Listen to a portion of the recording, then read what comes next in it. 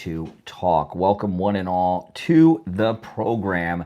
We're going to start in just a moment, and we will be taking calls.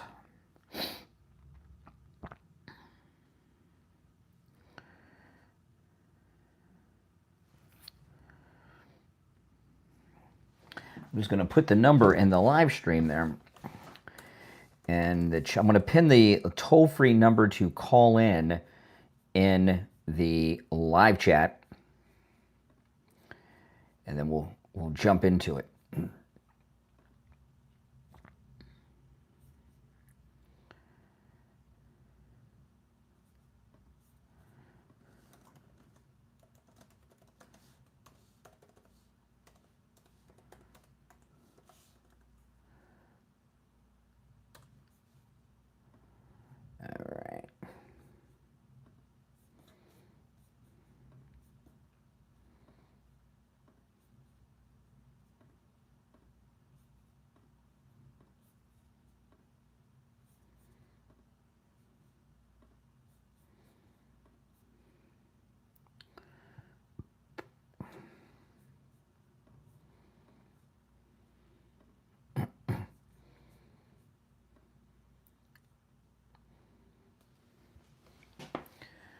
All right, I'm going to go ahead and start the other stream early. I don't think anybody will mind. Now, those of you watching with the green screen, to see and hear the videos and the articles and everything I show, you got to jump over to my other stream, which I'm going to start right now. Okay, it's right here on the same channel.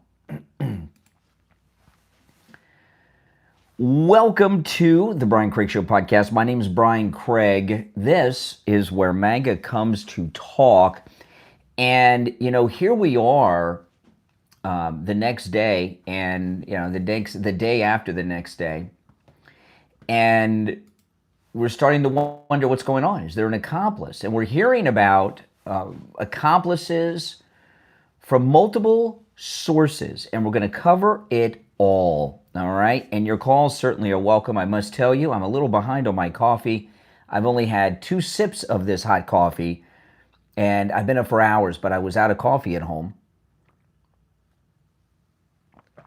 So my brain is not firing as fast as it normally would, but I'm still ahead of you liberals out there.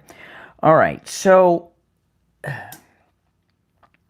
the governor of Utah, the camera hog governor of Utah, who I did not know this until Friday, Charlie Kirk had a feud going on with the governor of Utah. And in fact, Charlie Kirk was even talking about removing him, excommunicating the governor of Utah from the Republican Party. So he does not like Charlie. He did not like Charlie Kirk. They have some conflict. And what we find out is the conflict between the great, late, taken, way too young Charlie Kirk and the governor of Utah was over the trans issue, in particular, sex change operations for kids and the men and women's sports. And when they had the press conference on Friday after the surrender of Charlie Kirk's assassin, not only did the governor of Utah hog the camera pretty bad, I mean, he was a major camera hog at that podium. He didn't want to give up that podium. He had declared that it was a lone gunman right out the gate. Now, this is before that I knew about the feud between Charlie Kirk and the governor of Utah and what it was about. And then, you know, when that came out Friday, it's like, oh, that's interesting. He's saying all these high and mighty things, but he couldn't stand Charlie Kirk. And then we find out yesterday that the assassin had this trans roommate and boyfriend/girlfriend. And this has even been confirmed by a young guy who lived near them, like their neighbors, who said that he saw them walking hand in hand and kissing and everything. So the assassin not only is gay, he had a boyfriend/girlfriend. I don't know which way things were, you know, how you do all that, but transgender relationship. And you got to wonder, you got to wonder, did the governor of Utah rush to declare this a lone assassin because of the trans issue? Because that's something he's soft on. He apparently is a rhino. So when we get into the accomplices, I've said from the moment it happened, as soon as we found out that Charlie Kirk was shot, before we even had it reported that he had passed and his life was taken by this monster, I told you right immediately from the first stream I did, I said, listen, the same people that shot President Kennedy, Senator Bobby Kennedy, Martin Luther King, and President Trump in Butler, and tried to do it again at the golf course, are the same people that shot Charlie Kirk. And I still stand by that. And on yesterday's stream, I'm going to replay this clip. Let me pull this up. Charlie Kirk's widow, an ad's got to run for a second first here. Charlie Kirk's widow is the first to drop this. All right, is it going to let me? Is it going to let me skip the ad? Hold on. Yeah. I get it. Hold on. 3 seconds, it'll let me skip.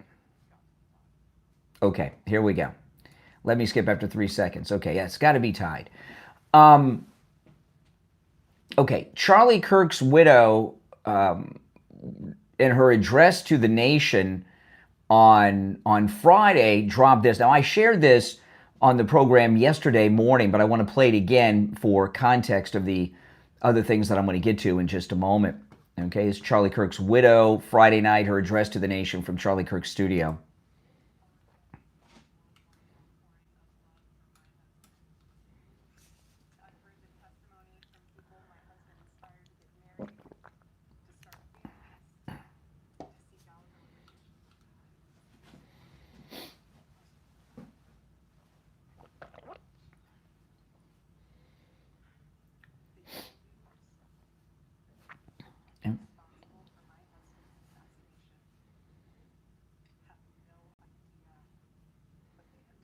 Okay, so yeah, I shared this with you guys yesterday.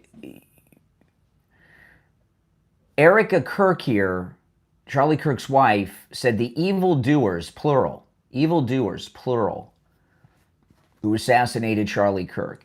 And you got to understand, when you're talking about Erica Kirk here, you're not just talking about a grieving widow who has an idea or two.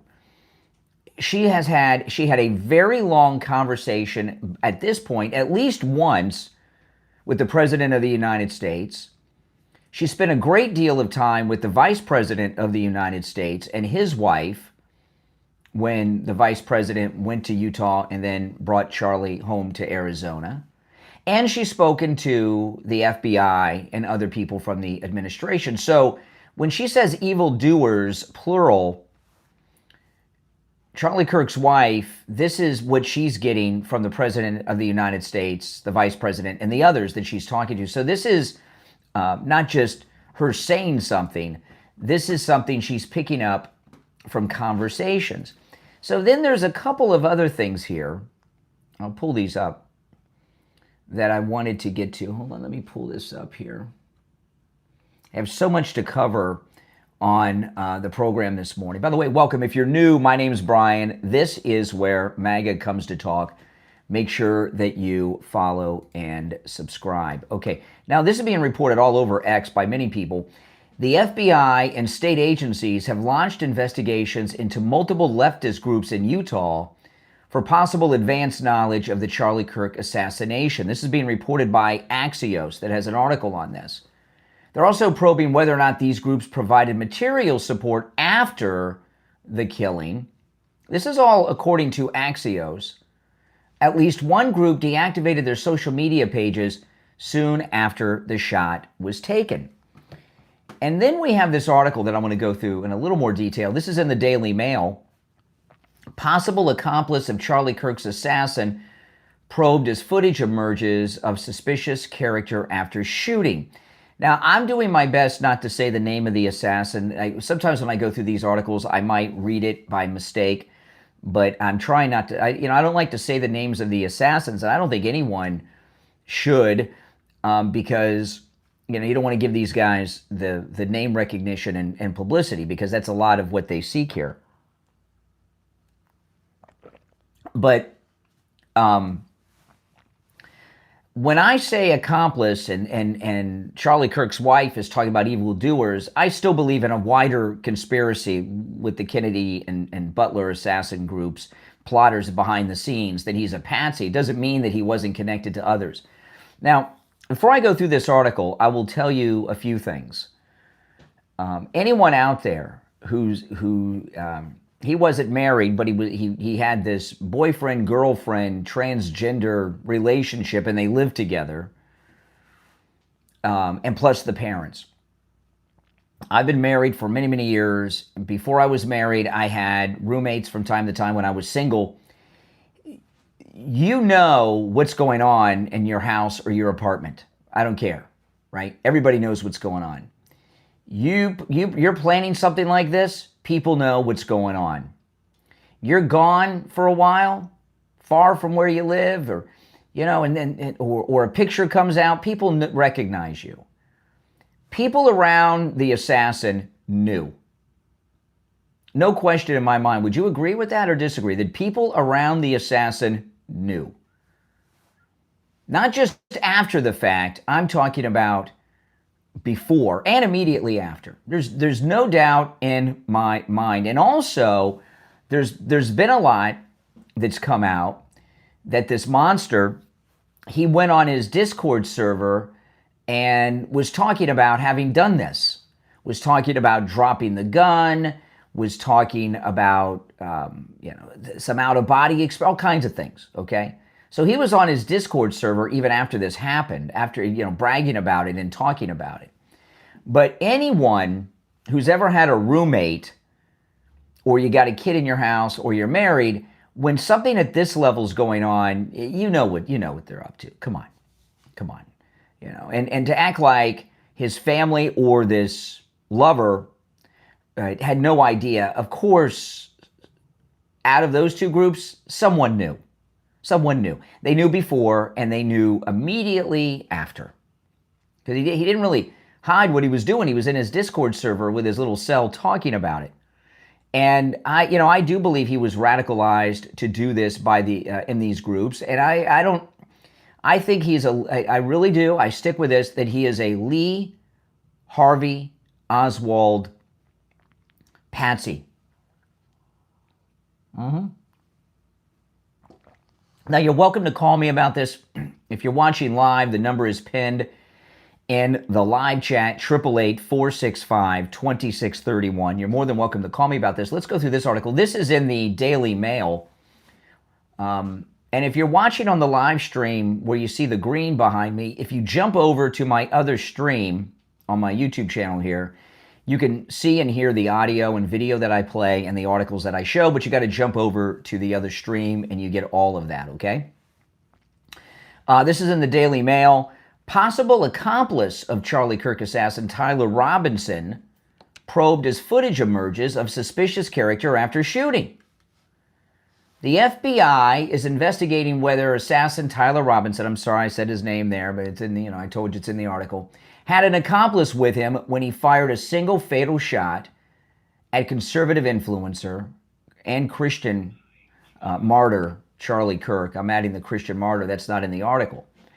And while it's possible the last question that was asked of Charlie Kirk in his entire life, and he began to respond with the final words of his life, were about transgender shooters. That to me seems insane to me. That's just some kind of coincidence. FBI agents are looking into footage showing the assassin talking into a doorbell camera about the murder shortly after he scampered away from the Utah Valley University. The footage was turned over to the FBI by university officials themselves from security camera footage. The Sun reported that the footage shows a man walking by the house speaking into his cell phone about the murder. So the question is, who was he talking to on the cell phone, right? The FBI is not clear yet whether the man in the video is the killer or not. And the public statements given by officials have said they believe he acted alone. First off, this is just complete BS. How can they say that he acted alone before there's been an investigation? Right? That's an immediate cover-up right there. If they say he acted alone before the investigation has begun, when they just have the guy in custody, that's cover-up talk. At least one family member that lives near the campus was interviewed as part of the investigation. When contacted by the Daily Mail, the FBI declined comment. Police have evacuated the area around the family home after receiving concerning information from the residents. Investigators have not revealed what exactly raised concern, but said the information came directly in front of the residents. A police helicopter is flying over the neighborhood, and reporters have been told to clear the area. Fox News has reported the assassin was named. He's a student, blah, blah, blah. It goes on a bunch of stuff. There's no way this punk, this dork, acted alone. What has he ever done in his life that was constructive that we've heard about? Yeah, he got that scholarship. But have we heard anything about him doing anything on his own in his life? And all of a sudden he came up with this plot? No. No. Now, he may not know that he's part of a wider conspiracy. Okay, you have to understand that. I'm not saying that he knows. He may not have any idea that he's part of a wider conspiracy, that he's a patsy. He could, but there's no question in my mind that he was pushed into doing it through one of these organizations, whether it's someone through the Discord server or one of these radical leftist organizations that he's connected to. He was pushed into doing it. And the person that did the pushing is part of a wider conspiracy. And also, they may not even be aware of what they're a part of, but they're without question in my mind, there was a major, major conspiracy around the assassination of Charlie Kirk. Nothing could convince me of anything different. You're on the air. What's your name? Where are you calling from? Hi. Can you hear me? I can. Hi. So this is the Greg. What's the name? Brian Craig. Ryan Craig. Brian Craig with a B. Okay. So then I had been watching your channel, and I heard you mention that this Tyler being, I believe you compared him to a Lee Harvey Oswald patsy.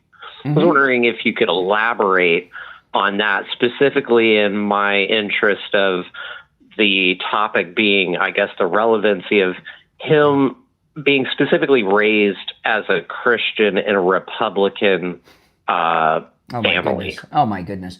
I'm going to answer your question, but I can tell by your tone. You think you're so intellectual and brilliant. You're very long-winded, saying all kinds of. You say a lot of words. You say them very slow, but you could have asked that question in 2 seconds. Lee Harvey Oswald and the assassination of President Kennedy, as well as the assassination of Charlie Kirk, both are political assassinations. That's one connection, okay? Do you agree with that? Political assassinations? Is Charlie Kirk a politician? Yes. He's a lot of things. Okay. Yes, he's a political activist. Absolutely, a political activist, yeah. So you don't accept that. Not a politician, right? Yeah, well, yeah, it is. I mean, see, here's some thinks he's smarty pants with all the words. You agree this? I think I asked you rather politely to express your opinion on that. I'm not a witness in a courtroom, and you're not an attorney asking. We're having a conversation. And I don't know that a typical conversation unfolds the way that it has so far. Well, that's how they unfold with me. But before I can go further with you, I mean, if you can't even agree that this was a political assassination, whichever, Martin Luther King, okay, as an example, was not an elected official. However, the assassination of Martin Luther King was a political assassination. He was leading a massive political movement. Would you not agree? Yeah, I do. I guess my confusion therein lies legitimately that this individual, if he is presumed to have left ammunition with some writing on it that was proposed to be some Discord channel that is a more extreme right-centered group. There's nothing on his ammo that was. He wrote transgender and Antifa stuff. It was all transgender and Antifa stuff. So doesn't that, though, then sound like that he was still somewhat leaning to the right? He just Are you out of your freaking mind? Are you out of your freaking mind? How does someone who's got a transgender boyfriend, he has sex with somebody who has a penis, okay, who's transgender, how is that somebody that leans to the right? Explain that to me. Who kills the number one conservative activist? Yeah. I don't know that I've heard any legitimate evidence to suggest his sexual orientation. However, I do know that he was raised in a Christian family. He was raised in a Christian home. His roommate was his boyfriend who's transitioning into being a woman. There was a neighbor, a young man who lived next door to him and his boyfriend, transgender girlfriend, who was interviewed on the local news just yesterday, which is all over the... excuse me, I'm speaking. Who said he saw them kissing and holding hands. The president of the United States told Rob Schmidt on Newsmax, and the president is briefed on these things by the FBI, that he had a transgender girlfriend. I know you're gay, and you don't want to think that some gay guy did this. It doesn't mean you're a bad person. You're just both happen to be gay, right? Like we're all white. I mean, you're personalizing this because of your sexuality. Are you suggesting that I'm gay? I'm suggesting that it's possible, yes. Are you? Okay. Are you? Are you? No, sir. Actually, in fact, I have a child that I procreated with a woman. Oh, you procreated? So. This sounds pretty scientific. Well, in the very least, you're a liberal, right? You're a Democrat. You're a liberal. I don't actually prefer to have any preference of one. No, I don't lean right or left. Actually, I have never heard. How old's your child? She's 25 years old. 25 years old. When were they born? When's their birthday? The year 2000, idiot. The year 2000? When's their birthday? You don't need a whole bunch of that's what I thought. Details. Okay. What's the point of the point of my question is, you sound like you're full of shit. I mean, I've never heard a father say, I have a child that I procreated with a female of the species. I mean, who talks like you? You talk like some snobby snoot. Have you not listened to Charlie Kirk specify the definition of a woman being genetics? He brought up the scientific equation. No, I'm talking about the words you use. Normal people don't talk like you. Hey, listen, appreciate the call. Welcome to the program. Call me again sometime. You're a fucking idiot and a moron, brother. Yeah? Okay, class act there. The vocabulary changed there at the end. Oh, my goodness. I have a child which I procreated with a female gender of the species. Oh, my goodness. Does anybody believe any of that? And his child just happens to be the same age that's very easy to do the math on and doesn't want to say the month because, it's early in the morning. Oh, my goodness. You're on the air. What's your name? Where are you calling from? Hi, Brian. This is Nick out of Baltimore. Hey, Nick. Good morning. By the way, if you're new to the program, welcome.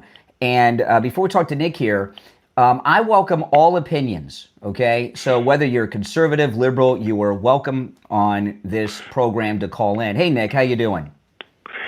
Yeah, I'm doing okay. I heard your last caller. The procreator. Yeah. Give me a freaking break. I know. You can tell these. I know. Like you say, you can tell these guys within the first... Remember that they name that tune? Yes. You can usually tell within the first couple of syllables. Yes. I can name that tune in one note. Remember some of those people were so good? Yes. Yeah, it's the same thing with these callers. Yes, it is. It is. That's a good... I like that, Nick. That's good. Hold on, Nick. Let me answer these phones that are coming in. Yeah, I like that, Nick. That's really good. Yeah, it's the same. Pretty funny. I have to say this though. With what's coming out with this character and everything else, a few things I want to stress here. First of all, how much evidence, how many more incidents are there going to be to prove that this transgender stuff? Now, how many incidents have we had now of these transgender type it's hard deals? It's hard to count because the media cover the facts up a lot. But right. there's been this one. Let's say we've had Minneapolis, we had Nashville, and right. and after Nashville there were a couple as well. So I don't know. I can't put the exact number on it because the media coverage confuses it. But I would. What would you say? Maybe 5? I don't know. Yeah, it has to be at least 5. Yeah. But the other thing is. And I was thinking about this last night, and I think it's something I heard when you were doing the afternoon broadcast yesterday. Charlie Kirk was potentially presidential material, and I believe he would have been president at some point, and they wanted to stop that. So there's more to this than meets the eye. Yeah, that's my opinion. Mm-hmm. Well, there's more to this than meets the eye. I don't disagree with anything you said there, but I don't know if he ever would have been. He was the most. Let me tell you, he was the most successful political organizer since Dr. King. And guys, if you guys listen, there's probably hardly a show that goes by that I don't mention Martin Luther King. It's not just this week. I mean, I'm a huge admirer of Martin Luther King.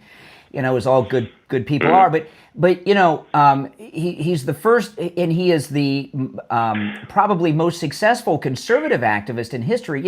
Back in the days of the Christian Coalition and everything, I'm not saying they didn't do good work, but they were really preaching to the choir. And what Charlie did, the great late Charlie Kirk, was red pill people. I mean, he flipped a generation red.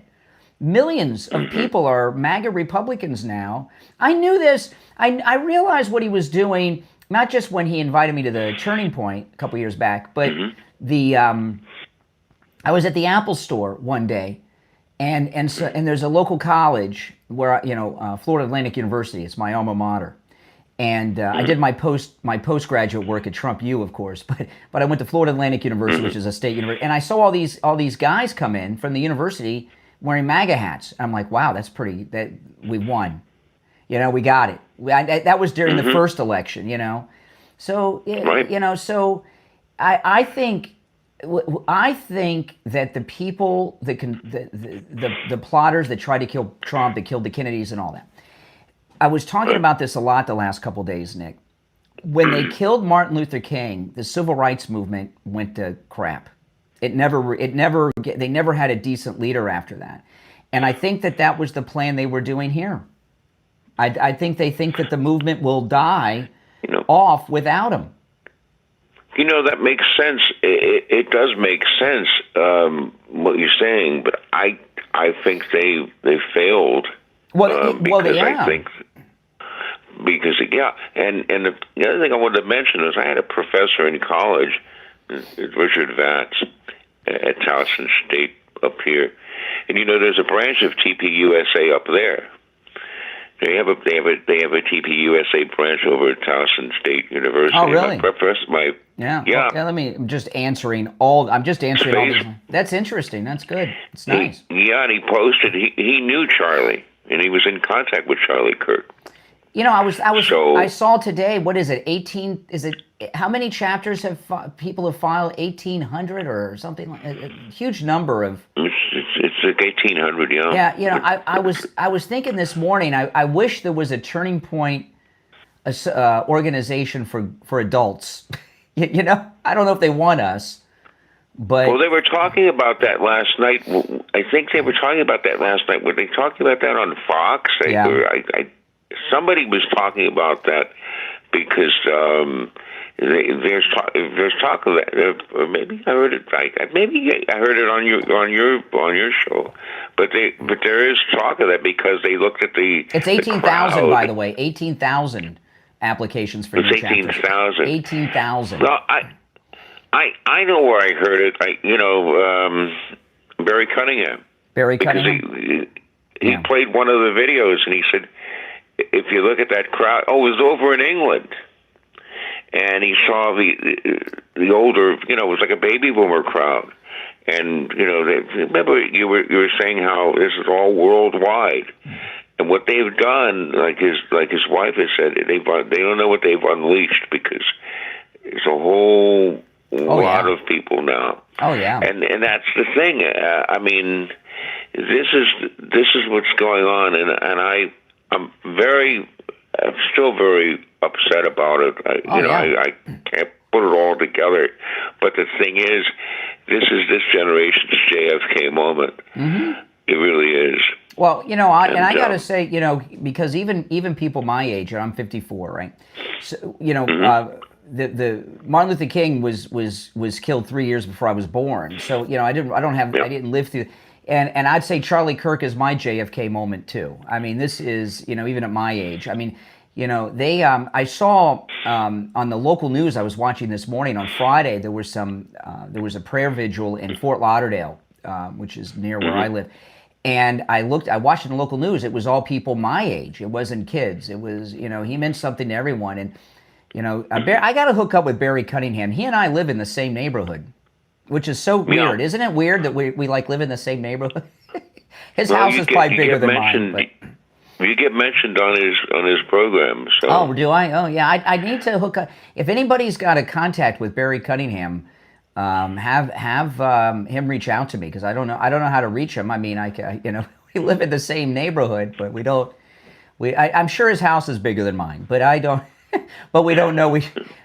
Yeah, there's another big famous conservative influencer that lives in my neighborhood too. I don't want to say who, but one of the biggest actually lives not far from me. You and he are the two programs I go to.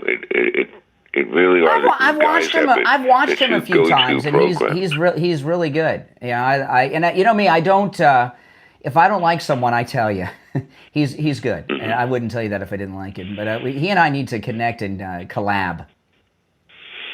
Yeah. All right, Nick. It's good to hear from you. I agree with everything you said. Hey, take care, and thank you for the program. All right, take care. Yeah, if you want to call in and you're watching live, the number's pinned in the live chat.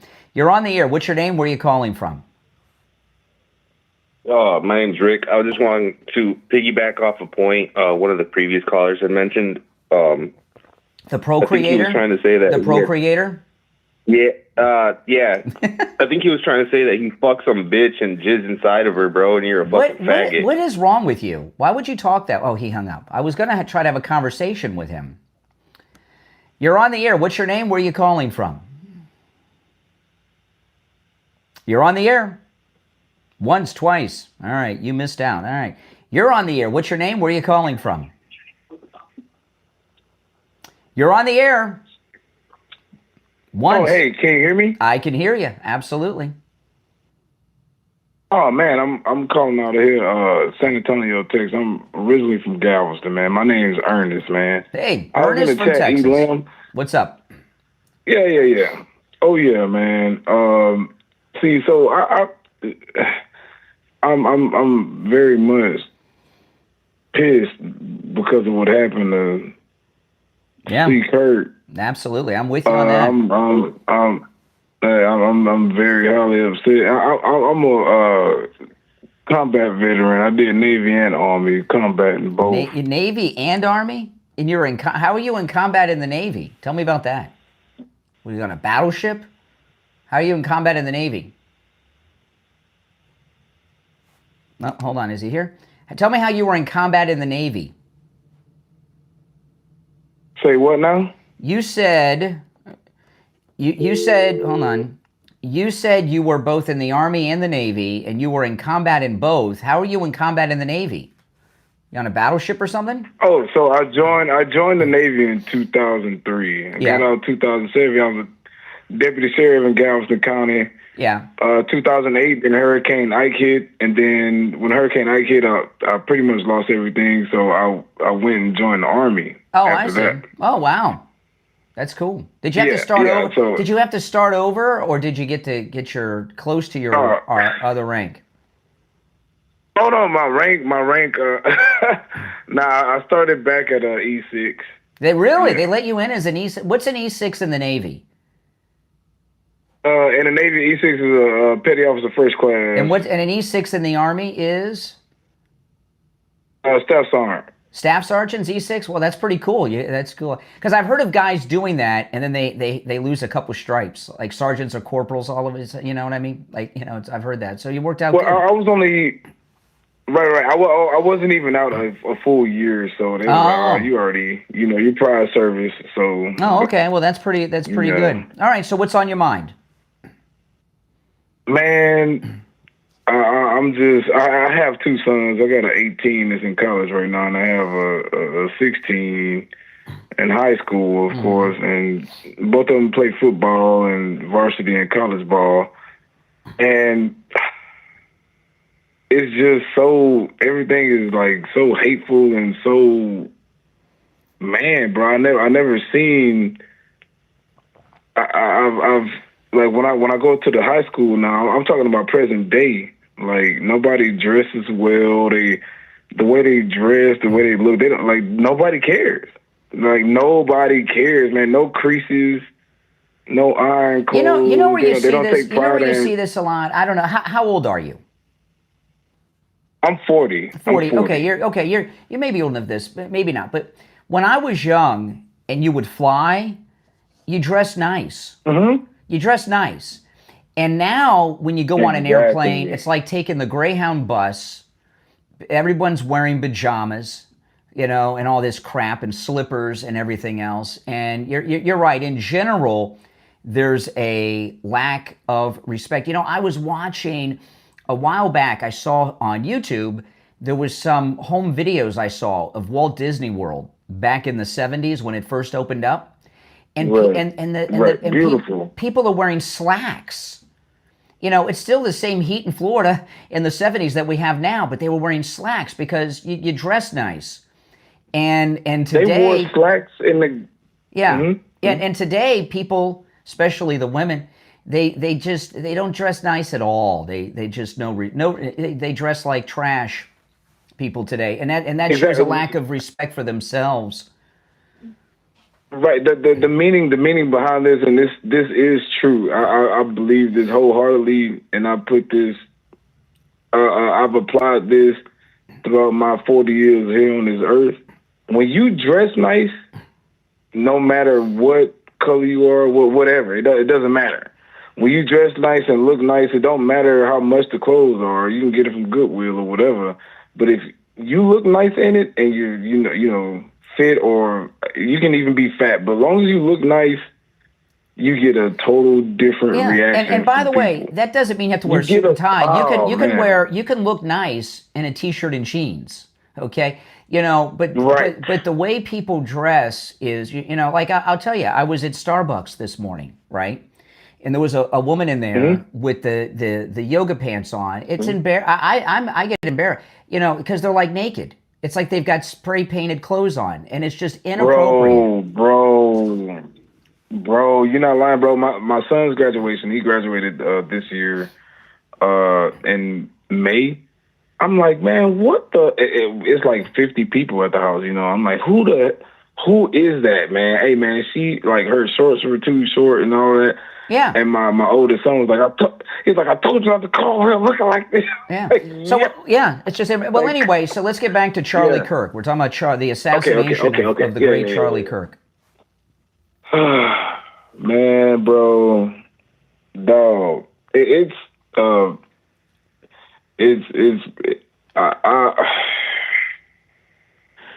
me being, veteran, not all veterans, think rationally. That's for sure. There are veterans that are still asleep. When I say sleep, I mean like still being restrained. like the good ones. You know what I'm saying? Like. Okay, so listen, I want to move on to some other calls, but hey, listen, welcome to the show. Okay. And call me again sometime. All right, good caller, good guy. You're on the air. What's your name? Where are you calling from? My name's Nick, and yeah, I'm sure it is. Oh my goodness. You're on the air. What's your name? Where are you calling from? Lou, Mississippi, Laurel. Hey Lou, what's on your mind?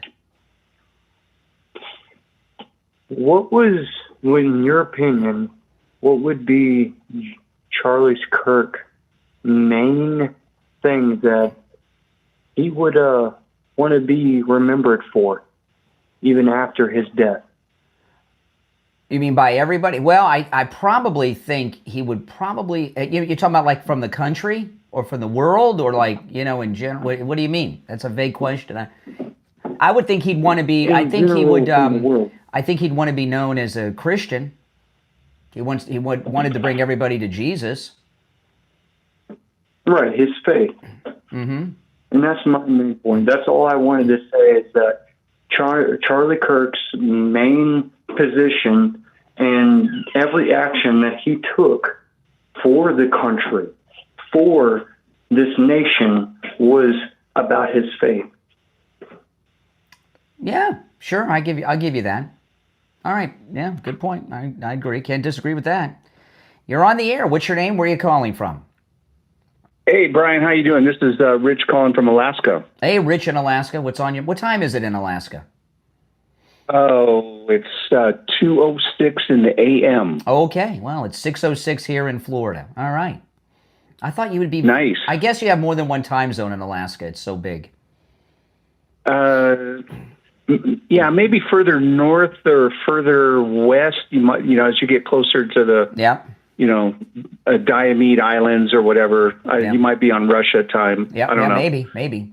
All right, so what's on your mind? Hey, so yeah, let's go back just a little bit about the other people that were involved in the suspects shooting, like the old guy who was a distraction. And the trans question guy, very possible, who was close to the stage. So I only spent 20 years in the military, man, and I can tell you that if it was a 200-yard shot, you can zero the weapon to 200 to 300 yards, and your point of aim and your point of impact will be about the same. This wasn't a professional deal, Oh, the sure. video shows the guy jump. Sure. It was it was professional. They said there were only 4 to 6 police officers there, and these two disruptors just happened to distract all the police officers that were there to give the guy time to escape. Right? That transgender question, I don't believe that was a coincidence. And no, there's too many. But that doesn't mean that these people know they're part of a wider conspiracy, including the shooter. Right. So, a gentleman by the name of Andy No, maybe you've heard of him. He was embedded in Antifa, and later switched sides to the conservative side of the house. And then he exposed the trans-Tifa element. Yeah, I've been hearing a lot about trans-Tifa. Yeah, that's the new phrase we're hearing a lot about. Yeah, according to him, so it's a trans-Tifa terror cell. And they're, you could fact check that. No, I can definitely believe that's a possibility. But I believe I believe in my heart from the moment it happened. And I keep saying this over and over again. Same people that killed the Kennedys, Martin Luther King, and shot President Trump killed Charlie Kirk. These other people, you're right, very likely involved in all of this stuff and needs to be investigated, but it doesn't mean there's not a deeper conspiracy. And I believe that. And also, where I haven't heard anything about, he didn't just get that rifle and take a shot like this and hit the first time. He had to at least been practicing for quite some time at a distance. I haven't heard anything discussed about that either. Where was he practicing shooting with this old bolt action? Probably in the Utah desert. I don't know. Maybe, but Yep. and when did he do that, and who did he do it with? And he was bragging about what he did on his Discord server. So he doesn't seem like a guy that keeps his mouth shut. There were people around him in his immediate circle who were well aware of what he did and what he was going to do. Right. So he can yell, "I'm the shooter," all day, but when it comes down to the DNA and the physical evidence, in the video, it shows him jumping off the building with an empty backpack or a sack. But yet later, the authorities discover the weapon in a wooded area. Mm-hmm. That's exactly right. So you know what I mean? There sets off a lot of questions there. And we found out, that footage of him limping from that camera from that house was before. They believe it was at first they thought it was reported when TMZ first dropped the video, he broke his leg or something, jumping off the roof. Now we found out it was on the way there. So he had the rifle, it's believed, in his pants in that footage. Where did it go? When you see him jump off the roof, he's bending his legs when he jumped off the roof. So where was the rifle? Did he I didn't see him toss it off the roof. Did you? No, he didn't. I mean, the video was a bit grainy, but it is what it is, I guess. Yeah. So my guess is that this is a cell, multiple players. Yep. What's going to happen with this suspect? He can scream, "I did it" all day long, but if they don't attribute evidence to him, he's going to walk. Mm-hmm. That's my opinion. Yeah. He's going to walk, and the real shooter is long gone. He's not going to walk. This guy's going to he's already lawyered up, but he's not going to walk. Well, so he apparently pleaded the Fifth Amendment, and right to remain silent. Up. Yeah, he's lawyered up now. Yeah, but that doesn't mean he's going to get convicted. They've got reams of evidence. And I hope they don't make a deal. I hope it goes to trial. And I don't know, do they televise trials in Utah? I hope they do, because this one needs to be seen. Now that will probably be worked out between the defendant and the prosecutor. No, they either televise or they don't in the state. They either televise or they don't. Some states do, some states don't. That's why I'm hoping this goes through the Utah system first, because federal trials are not televised. So if the feds are going to go after him, I hope they go after him later, because people need to see this trial and hear the witnesses and the evidence presented. The country needs that, I think. Well, in order to understand, this situation, I think people need to dig into the background, follow. I'm not trying to plug Andy No, but he was there with Antifa, and I've never heard of him before. There's another. Wow. But the question, I'll look him up. The question is, listen, what happens with these groups? Okay, what happens with these groups is the deep state intelligence agencies, when they see groups out there, they infiltrate them to use them for their evil deeds. Okay, and I'm telling you, this was a deep state action. This wasn't just a bunch of people with blue and green hair in some local Antifa chapter that did this. They on their own. They may not even be aware that they're involved in a larger conspiracy, but the intelligence agencies are all up inside Antifa. Half of them probably are Antifa. Remember when they had that Whitmer incident and found out that the feds were so embedded that they got them to do it? Remember all that in Michigan? That's what these other groups are like Antifa. Yeah. Just like on January 6th, loaded with feds. Patriot you remember those people who shot the Border Patrol agent near the Canadian? Okay, that group was called the Zizians, and this is really weird. They were all like computer science majors. Yeah, like science geeks. Oh, really? I can't believe it. Yeah. All right. Hey, listen. Well, welcome. Anyway, I'll look into that, and you added a lot to the conversation. Yep. Take care. All right. If you're on hold, stand by. I'm going to take some more of these calls. If you're watching live, you're welcome to call. The number is pinned in the live chat, and all opinions are welcome. If you agree or disagree, you're welcome to call in. My name's Brian. This is where MAGA comes to talk. And anytime I'm live streaming in one of my studios, I'm taking live calls like I'm doing right now. You're on the air. What's your name? Where are you calling from? You're on the air once, twice. All right, you missed your chance. You're on the air. What's your name? Where are you calling from? Hey, I'm in Texas. I'm from Tennessee. I'm working in Texas right now. But welcome. You for the opportunity. What's on your mind? Talk, buddy. Well, just kind of floored by all this stuff, but sure. I'm not really surprised. I'm 56. I'm a war veteran. I've got 13 grandbabies and just evil in the world. I'm not surprised by it, but well, nothing surprises me. Nothing surprises. I haven't been surprised since I saw The Sixth Sense with Bruce Willis. That was the last time I was surprised. I mean, none of this stuff surprises me. But I'm hoping the Lord to use this to open people's eyes to what's going on. Well, it's happened. You know, and it's hard to convince the leftists of anything. I've tried to talk to people before. Charlie Kirk, thank you for the call. You know, Charlie Kirk's memorial is going to be in this football stadium that holds, 70,000 people? It's going to be filled up with an overflow crowd outside. Believe me, people are waking up. You're on the air. What's your name? Where are you calling from?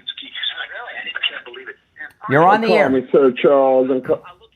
Turn down the volume of whatever you're listening to me on in the background. Turn down the volume. There's a delay. All right. It's down. Okay. What's your name? Where are you calling from? Sir Charles, out of South Carolina. Sir Charles. Wow, we got a knight on the line. Cool. What's on your mind, Sir Charles? That's my handle for my name for. Okay. All right. You listen to something else in the background. You're on the air. What's your name? Where are you calling from? Hey, what's up? This is Oski from Ohio. Hey, what's up? There's a couple of things I would like to point out. One, there's a couple of narratives floating around about this assassin. One of them was that they have a trans roommate. Well, they had a trans roommate. His boyfriend. It's his boyfriend. He's in a relationship with a transgender person. No, it's been reported by the President of the United States, and a neighbor. A neighbor was interviewed on the local news and confirmed it, who saw them kissing and holding hands. Great. Yes. Can I get out the second point? Second point? Yeah, sure. The second point is that he has spent a semester in college and was radicalized by the left. So those are 2 points that I would like to address. Okay. What you call his boyfriend, I'll take that. I'm not going to argue that. It may be. And then the other point is what I just expressed. Now, this is what I like to say. Is that why Trump loves the uneducated? Because all it takes is one semester in college to understand that he's the devil? I don't understand that question. It's so idiotic. I know you don't. You know, some of the smartest people I've known in my life have never gone to college. The great Rush Limbaugh never went to college. Sean Hannity never went to college. Peter Jennings from ABC News, he's a liberal jerk, never went to college. ABC News anchor for many years. The great Charlie Kirk didn't go to college. And I've known people in my personal life who were some of the most brilliant people you would ever know, and they never went to college. Oh, he hung up. Okay. Whatever. I don't know what quite point that was. He didn't sound like a college-educated person, did he? And then again, some of the dumbest people I've known not only are college graduates, but have advanced graduate degrees. You're on the air. What's your name? Where are you calling from? Yeah, Travis. Travis, turn down the volume in the background, please. Yeah, sorry. Travis, North Carolina. All right, Travis, what's on your mind? Hey, I just want to make a point that the left has created this environment, this atmosphere that we're having to suffer through. So we got people that are telling, like in the last election, we got Oprah Winfrey. This is the last election. We got, Barack Obama. We're talking about, this is the end of the world if we don't fight for it. They have radicalized.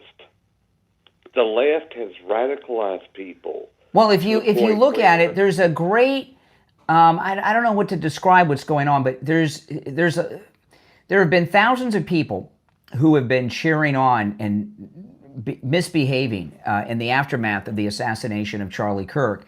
And a lot of things have happened. For example, there's some that were in the military, and Pete Hegseth, the Secretary of War, has gotten rid of them. There's discipline being done in the military. Yesterday, I was talking about here on my channel, there was this manager at Office Depot that wouldn't print up flyers for a Charlie Kirk vigil. She's been fired. And there have been school teachers already fired for celebrating online the death and assassination of Charlie Kirk. So what's happening is it's a great American accountability session is going on with these out-of-control liberals that have been, acting like barbarians, not just this week, but for years. So President Trump, Making America Great Again, covers a lot of things, but there's a great American reset going on. And this tragedy is resetting a lot of craziness that's been happening.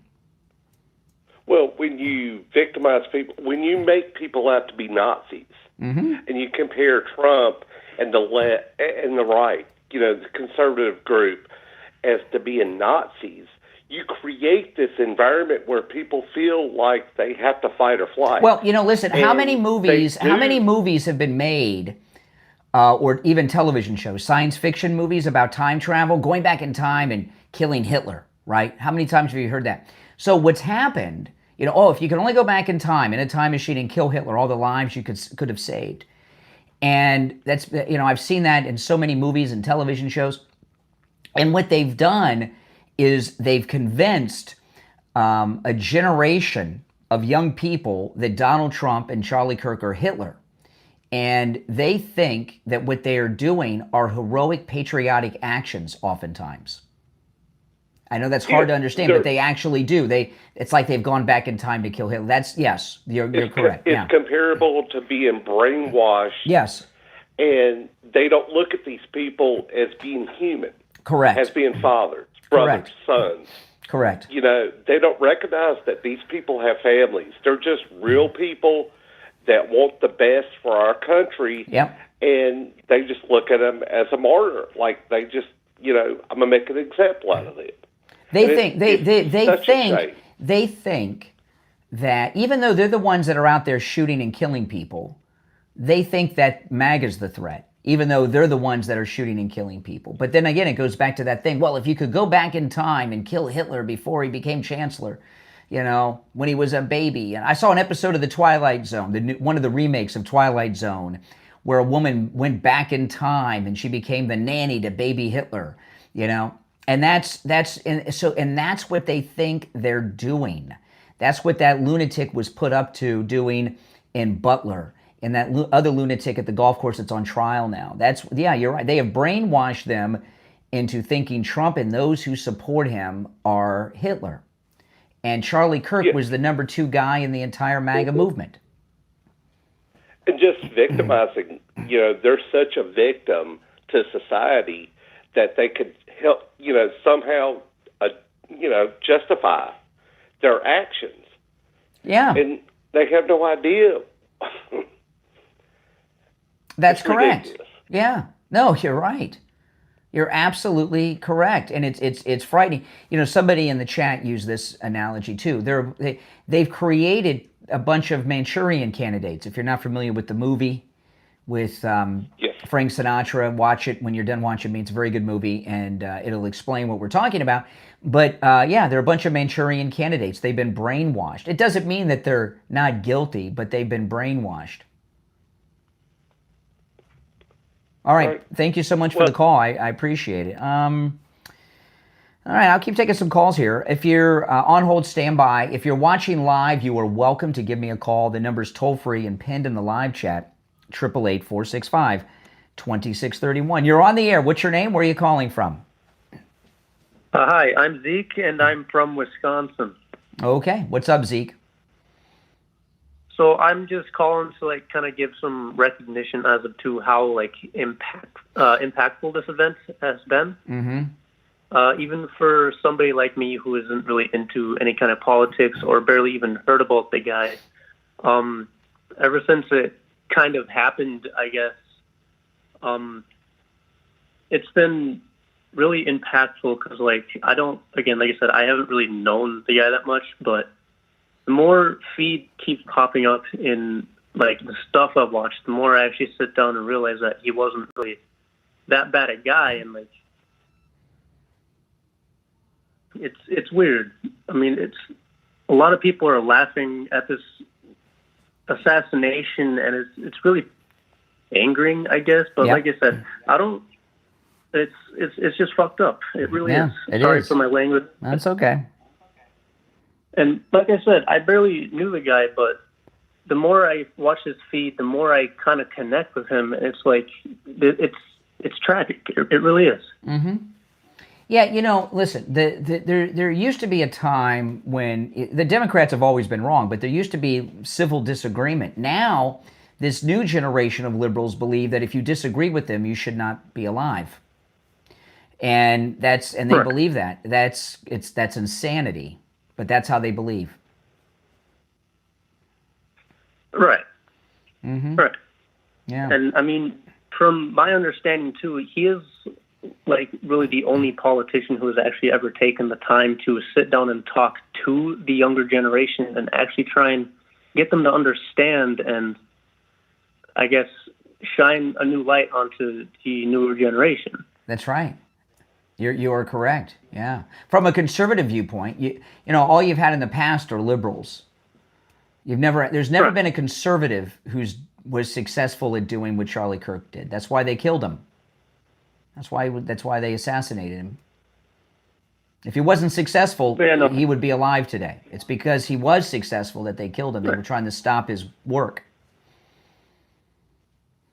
And they just red-pilled millions of people in this country by doing it.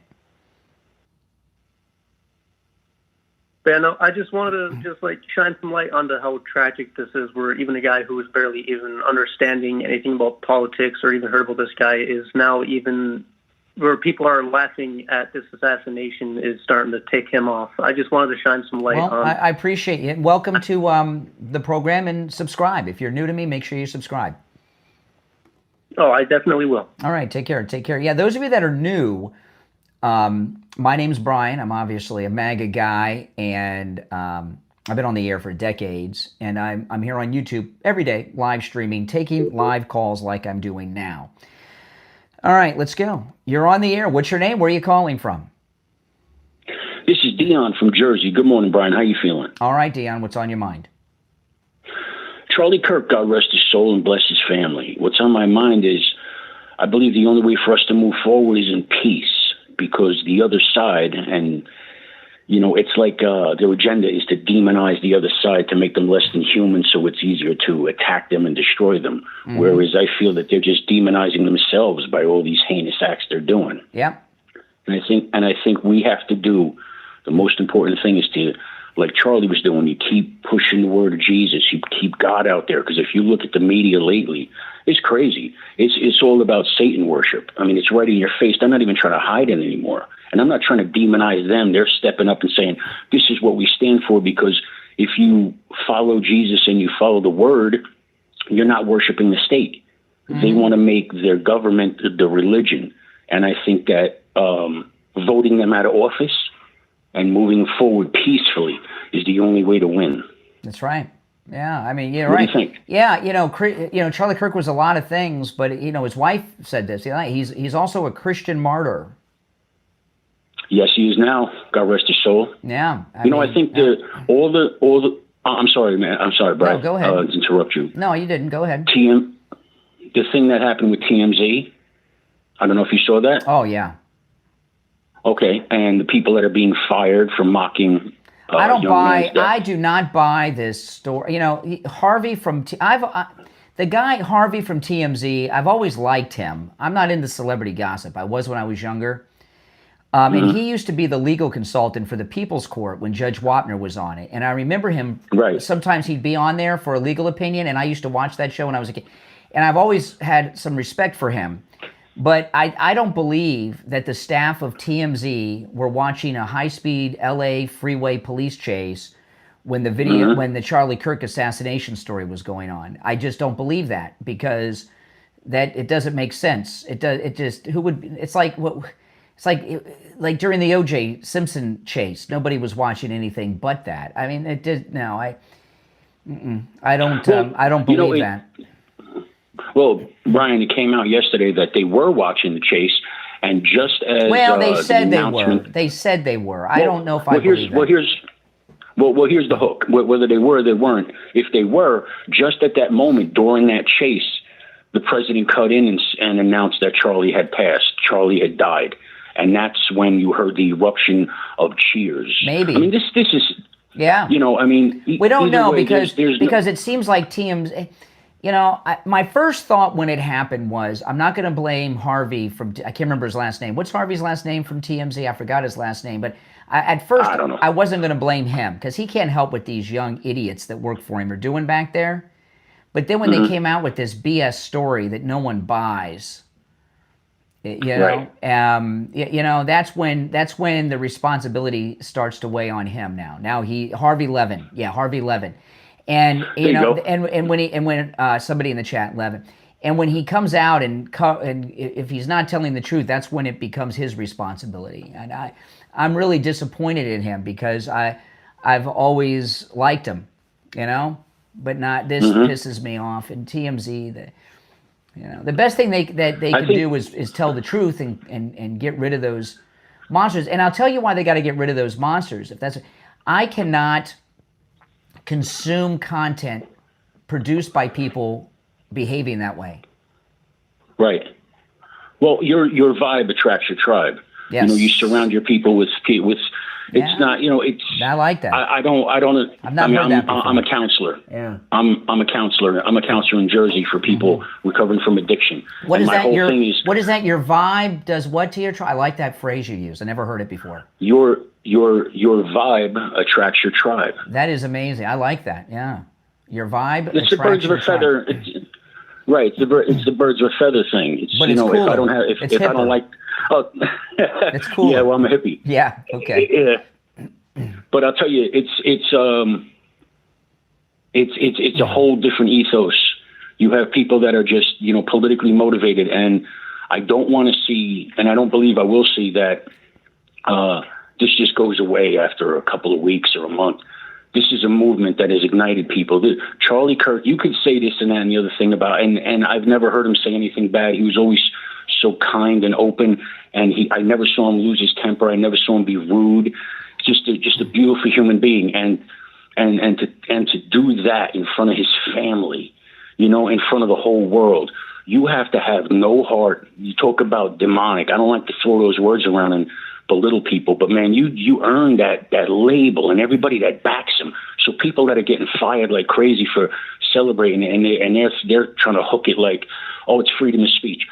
Freedom of speech is one thing, but when you're inciting violence and murder, well, and also when you have people working for you that show such poor judgment and lack of moral character, can you trust them with responsibilities for your business? Or I don't think so. Absolutely not. He was trying to put out the fire by trying to cover it up, and he's putting his business in front of. You're talking about Harvey Levin. Moral. Well, listen, what TMZ needs to do, if he's telling the truth, is to do a detailed timeline. And he was doing a live stream when that happened, so that should be easy to do.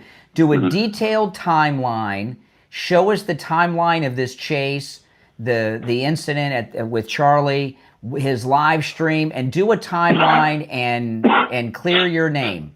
But short of that, I'm so disappointed in him. Yeah, go ahead. I'm sorry, I watched it a couple times, and you know, you could tell when people are lying. You really can't tell unless you know the person.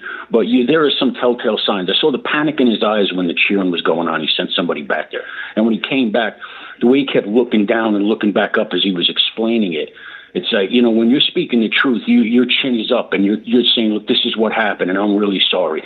You're putting your head down and you're shrugging as you're talking. It is very, you know, the LA police, you know, when my daughter lived in Los Angeles, I would watch the local police chases out there because I would follow the local news to know what was going on in LA. And watching high-speed police chases it's like watching football, okay? I get that, but I don't know if I buy that. I need Harvey Levin to give us a timeline of the events from that stream and this chase and everything else and say, hey, they were idiots, I got rid of them, and this is what happened, and give us a timeline. Otherwise, they're in big trouble because people are pissed at TMZ. They are pissed. Well, I'm more pissed about how our government is. I mean, all the judges that are letting these animals out that killed that poor girl in the subway. I mean, the guy's been arrested 14 times for all kinds of aggravated, violent behavior. Oh, well, he's schizophrenic. Well, he shouldn't be on the street. You know, all these things. It's like they know what they're doing. They're trying to divide and conquer, just chip away at the foundation of our nation of freedom, because we're the last free place in the world. President Trump has said twice. He said it on Fox News on Friday, and then he said it over the weekend. I think it was to NBC News, but it was one of the networks, about investigating George Soros. And these prosecutors and judges, this is all George Soros. George Soros, about 15 years ago, 10, 15 years ago, started backing local prosecutors and such. And here we are in a lawless society. And this guy, you know what it is with Soros? He gets off. I'm going to say something crude, okay? He gets off fucking with people's lives. Yeah. I mean, I hate to say, I mean, there's just no other way to say it. I apologize for you guys will hear me use the F word too much. Nah, but that's what he does. I'm not saying there's not a political thing in it, but that's what his kink is. Well, you know what it is? Years ago, he actually came out and he said that he considered himself God. Yeah. And these are right out of his, and when he's actually the devil. And I'm sorry to throw these things around. You know what it is? Another way to explain it, if you watch Clash of the Titans with Harry Hamlin, when they show the gods on Mount Olympus, and they have everybody in Greece, they have an action figure of them on a shelf, and they take them off the shelf, you know, all the Greek gods, and they make them do things. That's what George Soros is like. 1981, I remember that movie. I liked it. Yeah, it's good. Go back and watch it. It's still good. You know what, though, Brian? The whole thing boils down to this: your political beliefs are based on your morals and your ethics, your integrity. Yep. So to say, "Oh, it's just political," it's not. That's who you are. For me, God gave you your children, not the state, not the education system. God gave you your children. We're only here for a few dozen years, if you're lucky, and then we're gone from this world forever, and then we're going home. Back to God. In the meantime, to spread love in the universe and to take care of each other. You know, George Carlin said it best, in my opinion. He said, we should all be acting like there was just a disaster. Is everybody okay? Good, let's get something to eat. Yeah. Yeah. I mean, the heart has like, and it's not, and people do that overdraft where it's like, oh, the country's lost its heart. You look at how the reaction from Charlie Kirk, God bless him, people were pulling together candlelight vigils and singing.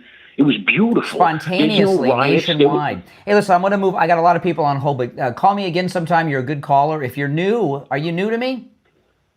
I just subbed. Oh, welcome. Well, welcome to the channel. You're a great caller. God bless you, sir. And I love that phrase. Your vibe attracts your tribe. That's pretty hip. I like that. Brian, it's yours, man. Have a blessed day. All right, take care. You guys like that? It's better than birds of a feather flock together, isn't it? That's so done. All right, let's go. You're on the air. What's your name? Where are you calling from? I'm in Delaware, and I am 21. Okay, what's on your mind? My name's Nate. All right, Nate, what's on your mind? I just wanted to say, like, from what the FBI has told us about Discord, when they say that he was communicating on Discord, that as like being a younger person, I know what Discord is, and if he was using Discord to talk about like a gun drop off, then he was definitely talking to somebody else. It wasn't just him. There was no way, because like if you're in Discord, you don't use Discord to make notes to yourself. You use Discord to talk to people. Yeah. And so he definitely had someone involved. You know, Discord, I mean, I don't use Discord. I mean, I'm vaguely familiar with, I mean, I know what it is and such. You know, Discord is, I know this is not an accurate term, but it's kind of like the dark web. It's pretty much unregulated.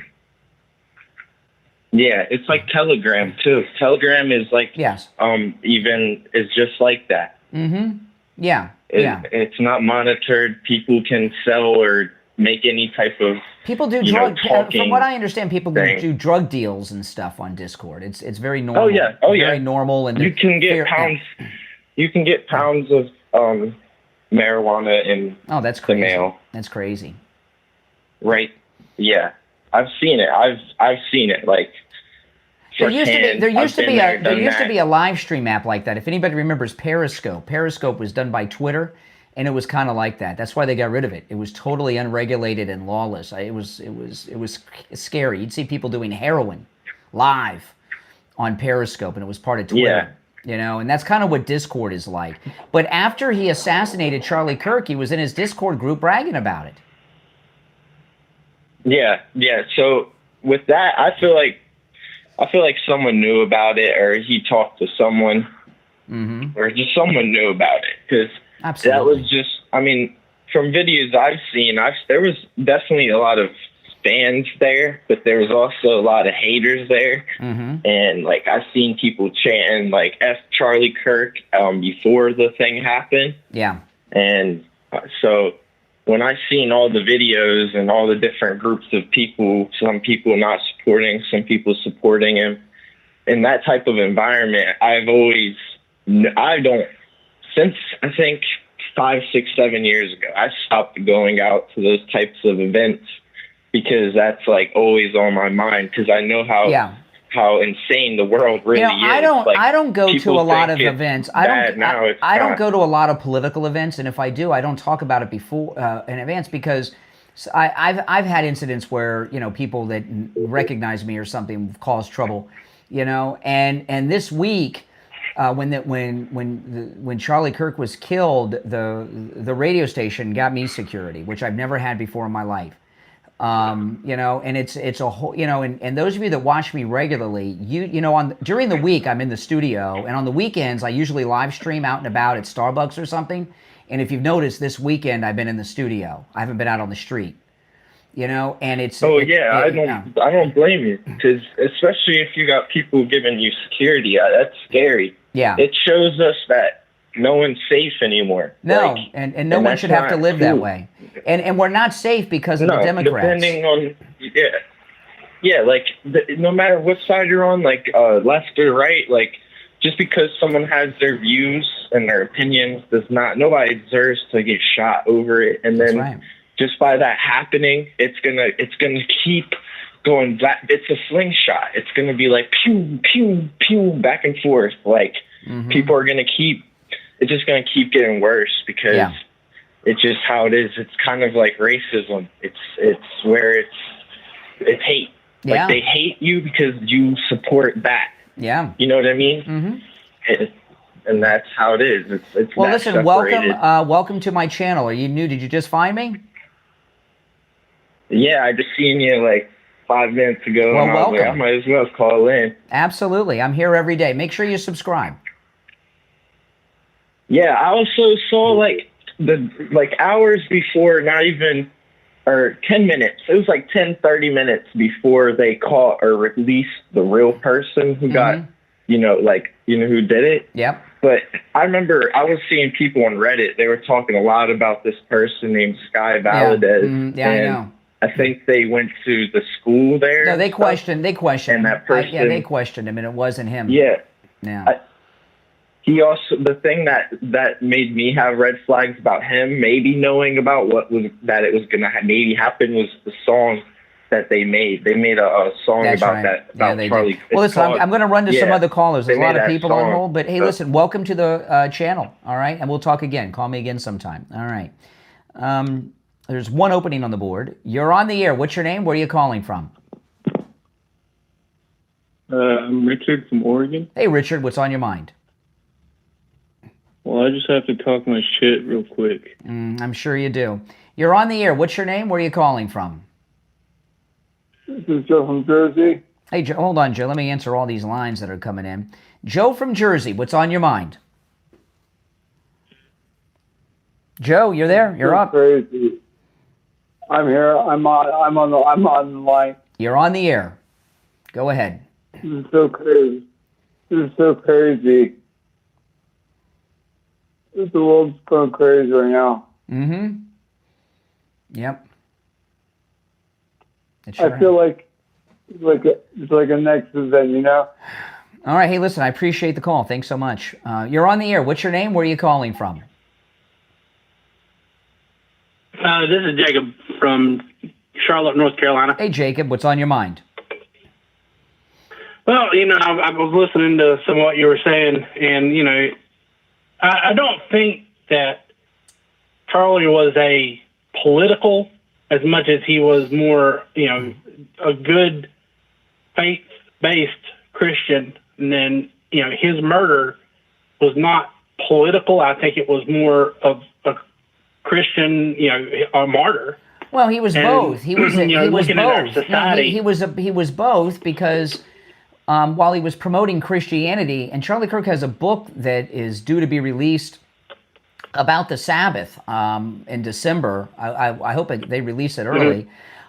He certainly was a Christian and a Christian activist, but he was also political in that he advocated for candidates and endorsed candidates and campaigned for candidates. And if you ever went to a Turning Point event, the stage is filled with members of Congress, the president, and all kinds of politicians. So no, he was both. You can be both. But I feel more that he was more Christian than he was like political. But nonetheless, just looking at our landscape across the country and how if things are getting progressively worse, but this is the times that we live in. If you're a Christian and you read the Bible, you know that in the last days it's going to get worse before it gets better. And you know. Well, obviously, the assassination of Charlie Kirk is really bad.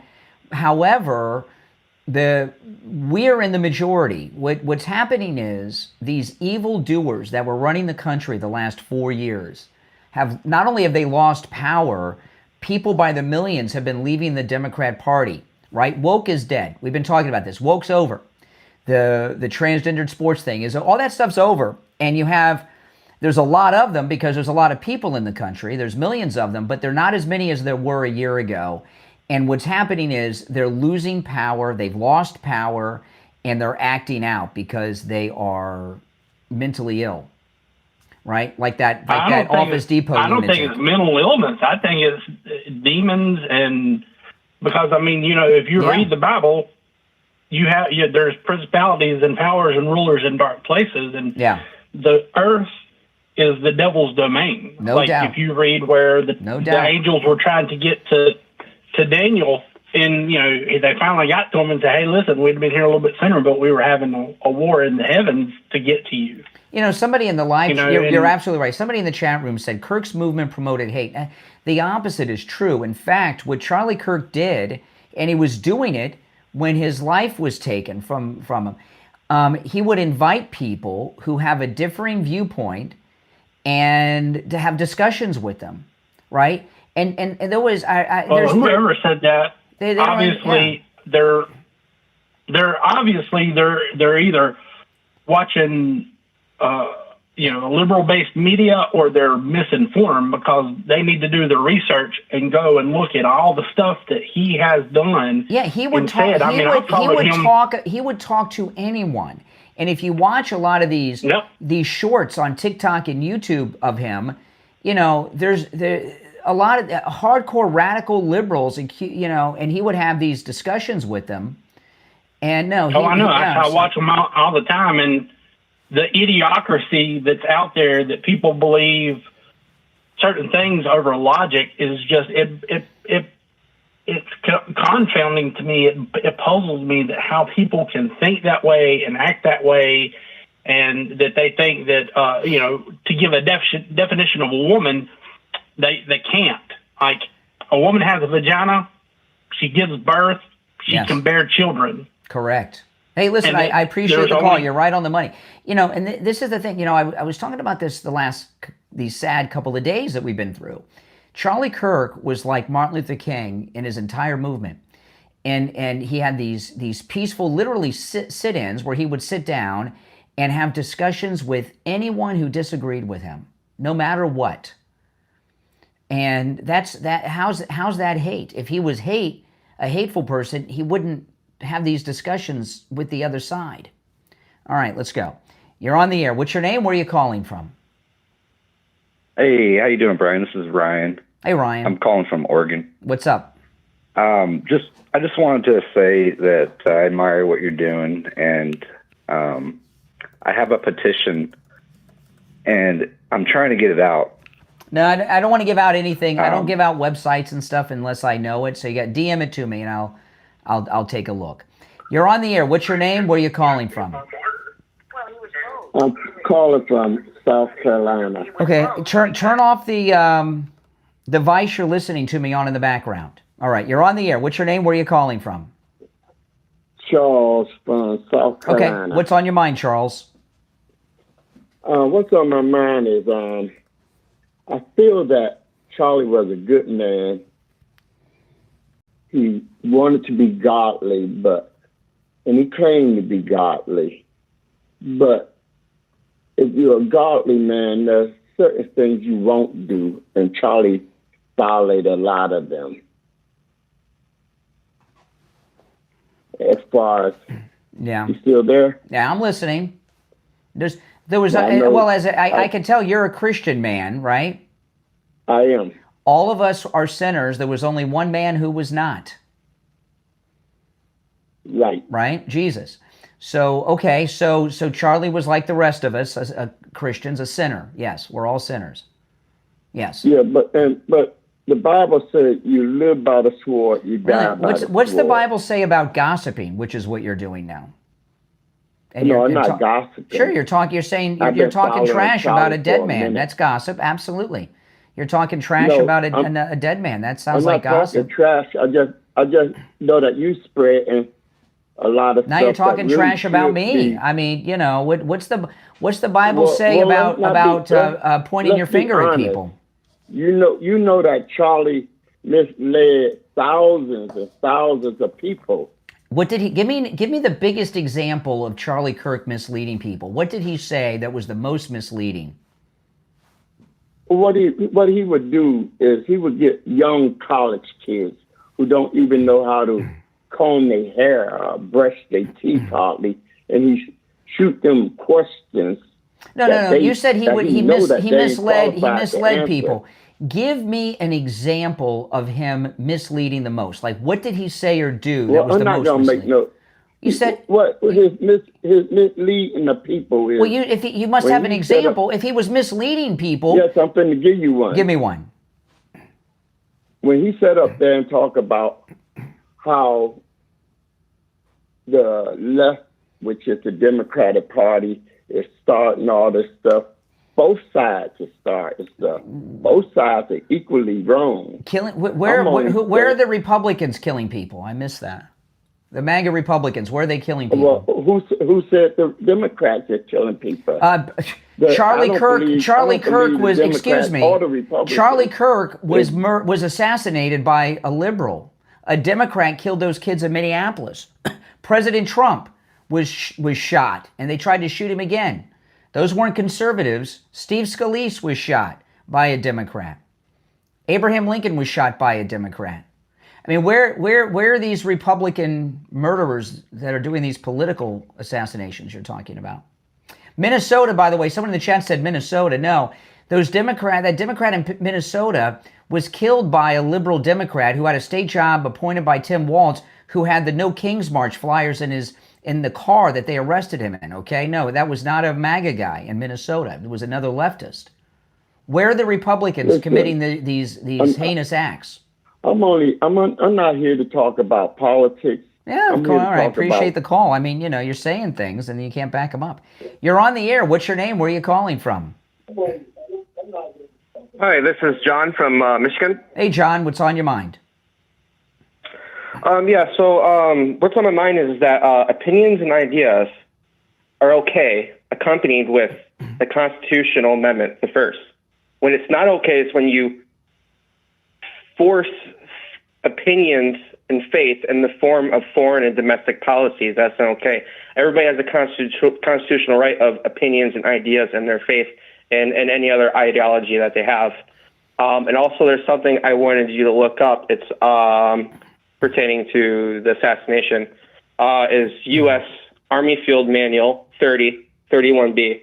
And then the other thing I want you to look at is Operation Gladio. I'm not going to look this. Just tell me what is that. Tell me what all this stuff is. I don't want to look it up. Tell me what it is. Just tell me. Okay, so Operation Gladio. Let me get into that a little bit. Well, briefly, I got a lot of people on hold here, so give me a capsulized version of what you want to say. According to several Western European researchers, the operation involved using the assassinations, psychological warfare, and false flag operations to delegitimize left-wing parties in the Western Europe countries. Oh my gosh, what kind of bullshit is this? Where'd you get this at? Where'd you get this at? Okay, slow down. Right-wing. Okay, slow down. So you're telling me that somehow conservatives are behind this trans Tifa shooter that assassinated Charlie Kirk? What are you trying to say?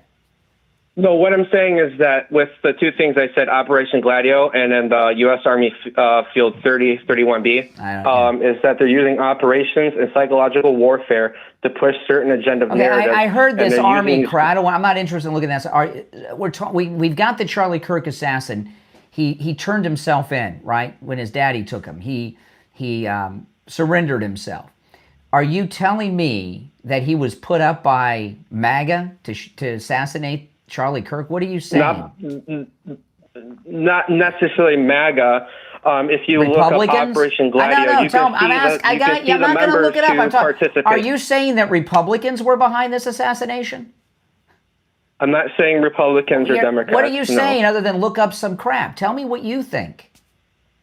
It's not some crap. I explain it to you. You could also search it up for yourself, and there's footnotes on it. Who do you think was? Put that in the caption and the left side of your video of your green screen. You could pop it up and show it. But yeah, it has nothing to do with All right, the I left. appreciate the call. Do you guys understand what that guy's saying? I don't know. It's too early in the morning. I don't think he knows what he's saying. You're on the air. What's your name? Where are you calling from? Brian, my name is Jason from Colorado Springs, Colorado. How are you? What's up? Home of the United States Air Force Academy. Yes, sir. Yes, sir. Absolutely. I got a question for you that I think could resonate with some of your viewers. Now, I'm sure a lot of us are going through this, and I am going through it as well. When you have a close family member or close relative, or spouse, or whatever you want to call it, but someone close to you that has such a biased viewpoint upon this Charlie Kirk situation that seems unreasonable to have a discussion with. In your mind, how would you approach a situation like that? You got to be more specific. What are you talking about? Like if I had some liberal kid that didn't like Charlie Kirk? I guess you can look at it in that sense, but at the same time, let's say a parent or a wife that has such biased viewpoints based upon his, their interpretation of his rhetoric. What I've learned, this is the deal, okay? When your kids grow up, you can't control how they think. And so far as people in your family, if they're, liberal, I've only, in my entire family, there's only one person that is not MAGA. And that even goes for my extended family. Sure. So I mean, it's America. You don't have to be MAGA. You can have an opinion. But see, what's different is I don't buy this crap that people around this monster didn't know what he was up to. You can't do what it is he did and people in your circle not be aware of it, especially when after he assassinated Charlie Kirk, he went into his Discord server and was bragging about it. So this isn't a guy that kept secrets. And 100%. And whether it was his roommate or who, his boyfriend, trans boyfriend, or whatever, people knew. And I was talking earlier, that rifle, he didn't just grab that rifle and make that shot. He'd been practicing that shot. He'd been preparing. So he spent a lot of time doing. So if somebody in your circle is a radical lunatic, and then they start getting an interest in guns, you've got to inject yourself and find out what the hell's going on. And you remember the Unabomber? I mean, I agree with that 100%. Remember the I mean, Unabomber? I agree His with that. brother turned him in. You know, and just like this guy's dad turned him in. But when did the family know? And when did the boyfriend, girlfriend, whatever that's all about, know? And of course, people knew before he did it that he was up to something. I don't buy it. So I know that there are a lot of viewers out here that are younger that don't have the ability to have a voice the way that they might want to. And that's really what this question comes down to is, let's say your mother or your father had this viewpoint. How would you approach a situation? What viewpoint is that? What's the best way to put it? The viewpoint of Charlie Kirk is this in a negative light, rather than, you know, how most of us look the way at it. I do, this is how I do. Does that make sense? This is how I do. I can things. go into specifics. I have one family member that lives on every word that Rachel Maddow spews over her show and hates MAGA people, okay? So, I hear you. You know, so what I see this person once or twice a year. It's coming up. Thanksgiving, that's the first time. Then Christmas, that's the second time. Then it'll be, I won't see him again for a year. And this is what I do, okay? And we're not talking about potential assassins here. We're just talking about liberal a-holes, okay? Yeah, absolutely. Just people who have a negative viewpoint. So I wear my MAGA hats and stuff. When you wear MAGA gear, I'm of the opinion that you're representing the President of the United States.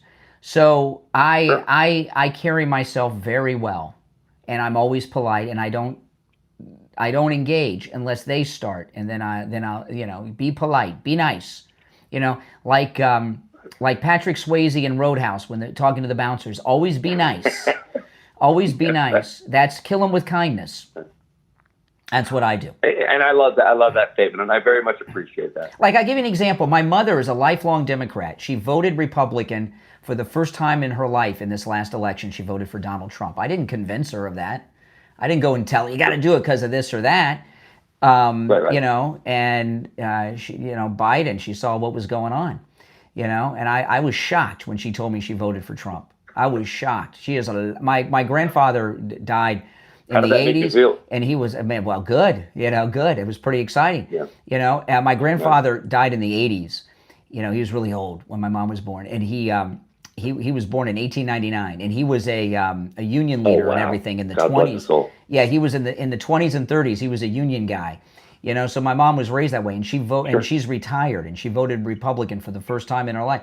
And it's not because I went over there and started preaching and start picking fights. I just, you know, be nice. So do you find the best way to handle a scenario where someone disagrees with you in a way that you feel very passionate about is like you said, kill them with kindness? Yeah, I mean, if you listen to this program and I take a call, you know when there's some liberal, like that first caller, the procreator, you know, you knew he was going to be a total dick when I said, what's your name, Rico? As soon as he said his name, right? Right. And if you notice, I'm nice to everyone. You know, there's some regulars, like that idiot Renee from Harlem who calls in and calls me terrible names. Hey, Renee, how you doing? I'm always nice. And by the way, that pisses them off more. They want, you know, you don't want to fit, you don't want to fulfill the stereotype they have of us. And I agree with that 100%. And I think that's a very important thing that I believe a lot of people on the opposite side of what we believe, they think that we are such, what's the best way to put it? I believe that they think we are such disingenuous people. They think we're evil. They think we are evil. I believe that it's the opposite of that fact. Yeah, you know, if Charlie Kirk was this evil, transphobic, homophobic bigot, he wouldn't have invited these people to his events to come and speak to him. I agree with you 100%. And I think, and I want to say this last thing, and then I'll let you go because I know you got other callers on the line. You know, I believe that the second you stop listening is the second violence starts. Well, yeah, that's a phrase. I don't agree with that, but it's, you know, kill him with kindness. I appreciate the call. All right. Yeah, I'll take some more calls. If you want to call in, the number is pinned in the live chat if you're watching live. I was just going to stream for a short time this morning. If you missed the beginning of the stream, rewind it, because before I was caffeinated, I went over some important issues before I went to the phones, and you don't want to miss the first caller, the procreator. I should make a YouTube short out of that call. That guy was, what an idiot. You're on the air. What's your name? Where are you calling from? My name is Jeff. I'm from Texas. Hey, Jeff. Is this, we're supposed to be speculating about what we think happened at Charlie Kirk's event? Well, we know what happened. We saw it. Right. A lot of people are speculating. Now, that previous caller brought up Operation Gladio. No, it's not. No. Hold on a second here. I think you should look that up. I'm not going to look up. I'm not going to look. Can I talk, or are we supposed to have a discussion, or what? We'll have a discussion, but we'll have it on my terms. It's my show. Okay, that's fine. Okay, but and I'll let you say your thing. I at the beginning of the stream, I played a clip of Charlie Kirk's widow when she addressed the nation on Friday, and in that clip, she says the evildoers who assassinated my husband. Doers is plural. That's not a lone gunman. She has been in long conversations with the president, the vice president, the director of the FBI, and other people who are in the know. So Charlie Kirk's widow, she just didn't say multiple people. That is what she got from the president and the others that are in the know that have told her that. I agree with you. So that there's the idea that there's a conspiracy beyond this lunatic, this one assassin, is not speculation. I would say it's fact based on Charlie Kirk's widow's statement. So absolutely. Okay, go ahead. I'm agreeing with you. Go ahead. The previous caller brought up Operation Gladio. If you don't understand what that is, you should look it up and ponder over it, and maybe you'll understand what the guy was trying to speculate. Well, then tell me what you was trying to say. You seem to be in the know of this. It's a declassified government program for psychological operations, and these are things that have been deployed in foreign countries, sure, and also here in America. Absolutely, yes. Okay, so listen. What I've been saying all week since this tragedy happened, I've said it on this stream 10 times. The same people that killed JFK, RFK, MLK, and shot the president in Butler killed Charlie Kirk. It's the same people. That's exactly what I'm getting at. Yeah. That's exactly what that other guy was getting at. Okay, all right. Thank you for the call. Well, I'm hanging up on you too. You've been ticking me off. You're on the air. What's your name? Where are you calling from?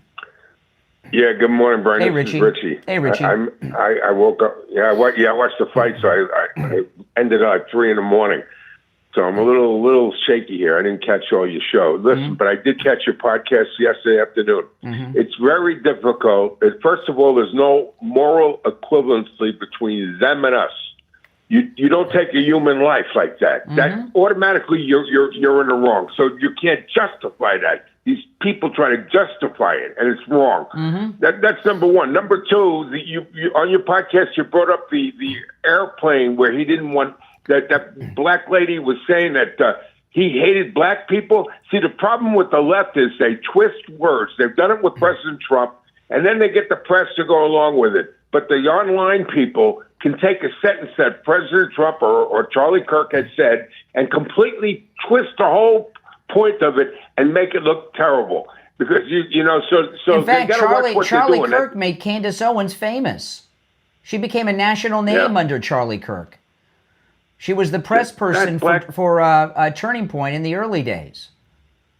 That black lady that talked about Charlie Kirk didn't want black pilots in the airline. So I'm not going to mention the airline. They were at that. I saw the video. It was shocking when she brought that up on your show yesterday. I saw the video when he was at the college with the black student who had his phone staying there, and he said, and he was preaching that he's a racist because of that. And he said, no, I'm against this DUI. I'm against that because you're not giving people positions on their merit. You're doing it on the color. What happened? What happened was, and I'll talk about this particular issue. But what they're doing is they're taking sentences of Charlie Kirk from over the years and editing the context out. And what had happened was the CEO of one of the major airlines was doing an interview, and bragging about all the DEI pilots they have. And everybody in the country, including me, was talking about this that week. And Charlie was one of them. And he said, you know, you get on now with this, you get on a plane and the pilot's black and you get nervous. You think, well, wait a minute, is he the most qualified or is he a DEI hire, right? And DEI, and I don't think many people would fly on an airplane if they painted on the side of the plane, this plane flown by a DEI pilot. And there's nothing racist about that. It's just, come on. Yeah, he said the question was, to Charlie Kirk, would you fly if you saw a black captain pilot? He said no. Because of the DEI. Yeah, and just after 9/11, after 9/11, people were talking, the whole country, if you got on a plane, right, this was after 9/11 when the planes first started flying, and there were Muslims on the plane, would you get off the plane? And of course you would. After 9/11, hell yeah. Yeah, absolutely. Yes. You know. Now the thing that he brought up, he said this. He said, "Listen, do you follow the National Basketball League?" He says 70% of the this is how he changed minds. 70% of the National Basketball League is black. He says, "Do you think that if there was a law automatically that we're going to make 50% white, do you think that the quality of the league would go down?" Yeah. And the guy was all fumbling. That's because right. The black basketball player, Charlie says, is a better player. He's not there because of the color of his skin. He's there because he's a better basketball player. Correct. So when you start putting in whites, you actually water it down. He says it won't be as good. And it's the same thing with the airlines or any other industry. But they twisted his words. Well, you know what? And this is what's going to... Oops, sorry about that. This is what's going to happen, Richie. This is going to be the future with Charlie Kirk because there's so much of him out there, you know. But you notice... You know, the liberals, they just lied. Like this, the one thing that they keep saying, somebody brought it up on the show today. They got this one talking point. Well, what about the MAGA violence? Like these Minnesota Democrats. It was good. That the guy that shot those Democrats in Minnesota was a Democrat.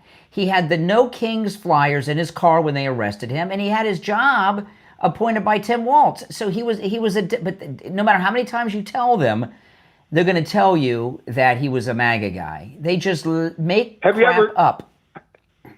Yeah, exactly right. Have you ever heard President Trump say to any Democrat, any voter, he might talk about a politician because he's a politician now, but he'll never attack the voters. Never does. Whether you're a Democrat or a Republican. Never does. But the Democrats attack us. The Democrats attack us as voters all the time. They blanket us as this and that. Even President Biden, when he got up there in Pennsylvania, and everything was red, and he had military people in back of him. That was like the devil. You remember the devil's speech? That showed that he was trying to pit one part of the country against the other. That's right. They come across and they say, we want to bring everyone together. It's totally the opposite. Mm-hmm. They want to divide. That's why they go after our leaders, and it's disgusting. And they were there to party of murder. Elon Musk has it right. They are, because they go after voters. They go, and you got that MAGA hat on, MAGA 28. How many times have people called you up and they've been actually go crazy when they see that hat? They hate it. They go nuts. That's triggering them right away. And the first thing they want to do is hurt you. And this is what they want to do with all of us. They can't. They have to act out like that. And by the way, this kid that was out there that shot Charlie Kirk. Okay, his lover was transgender. Charlie Kirk preached that that's against the Bible. It's not right. There's two sexes. There's this boyfriend, girlfriend, transgendered lover that he was roommates with. There's no way they didn't know what he was up to. And I know they know they're saying that they're cooperating, but I'd like to know if they were involved in writing all this trans stuff on the bullets and everything. Well, I'm sure there was a major influence that the fact that the guy's roommate is changing from a man to a woman, which is morally wrong. Richie, how could this guy be up to this crap and the boyfriend not know? Come on. No, impossible. To me, it's more than that. There's a website out there that they're all on that they're trying to scrub some of it. The Discord. Yes.